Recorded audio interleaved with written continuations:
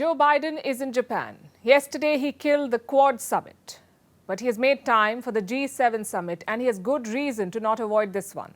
America's credibility is under threat. The G7 is a group of the world's 7 biggest economies. They meet every year for a single purpose: to keep the global economy stable. Guess what the G7 is worried about this year? The American economy. The US is 2 weeks away from a potential default. It will spell disaster, not just for them, but the whole world. It will impact every member of the G7, and that's what they're worried about. So as Joe Biden landed in Japan today, he had his task cut out. He has to assure his partners that America will not default. It won't be easy, and it's quite an anticlimax for him. His visit to Asia was supposed to be a grand foreign policy project. Instead, it's been cut short, and it's off to a shaky start. He has cancelled the plan to visit Australia and Papua New Guinea. Thanks to him, the Quad summit in Sydney has been called off. The US president must rush back to firefight at home to negotiate his way out of the debt crisis. And this will be easier said than done.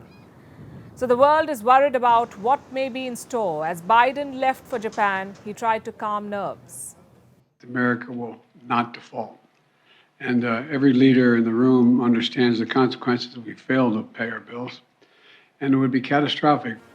Catastrophic, he says. It's not an exaggeration. His government has 2 weeks to fix this. They need money to repay debts, government debts.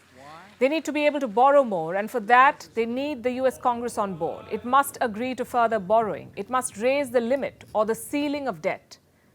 But the Congress has Republicans, and the Republicans seem to be in no mood to relent. Listen to what they're saying about Joe Biden's Asia visit. Mr. President, stop hiding. Stop traveling somewhere else. America wants an American president focused on American problems, finding American solutions. We have them here for you. The world heard that, and they got the message. There is no resolution yet, which means a default is very much possible. Over the weekend, there was a meeting. G7 central bank chiefs and finance ministers met in Japan. What did they discuss? The US debt ceiling crisis and the political stalemate in America. Reports say the crisis constantly figured in the discussions there. US Treasury Secretary Janet Yellen said there will be a default if the political impasse doesn't end. Yellen said this standoff is quote-unquote more difficult than those in the past. A default would threaten the gains that we've worked so hard to make over the past few years in our pandemic recovery, and it would spark a global downturn that would set us back much further. Her British counterpart, Jeremy Hunt, shared an assessment too. He said it would be, and I'm quoting, absolutely devastating if the debt limit is not raised, and America's economic growth will be, quote-unquote, knocked off track. Japan's finance minister later confirmed that the US crisis was indeed discussed, but he refused to share the details. At the G7 working dinner, a wide range of views were exchanged on the fiscal and monetary issues of each country. Secretary Yellen also mentioned the United States debt ceiling issue. It's a rule that we generally don't mention the statements made by foreign countries, so I would like to say only the fact that the statement was made and refrain from going into details. After the talks, a joint communique was released. It did not mention America's debt crisis, but it's evidently the focus of G7 conversations.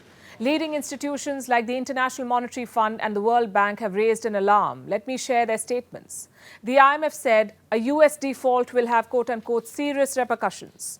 We would want to avoid those severe repercussions, and for that reason, we again are calling on all of the parties to come together, reach consensus, and resolve the matter as quickly as possible. This is what the IMF is saying.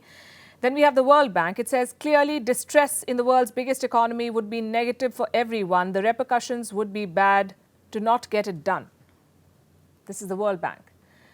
So this American crisis, like I said, will impact all of us. And Biden will be expected to address this. He's been talking to the Republicans. The last round of discussions was held earlier this week. Both sides suggested they could end this crisis soon. I don't have any comment. We hope they do. But it's not over till it's over. We'll keep you posted on how it plays out in Hiroshima.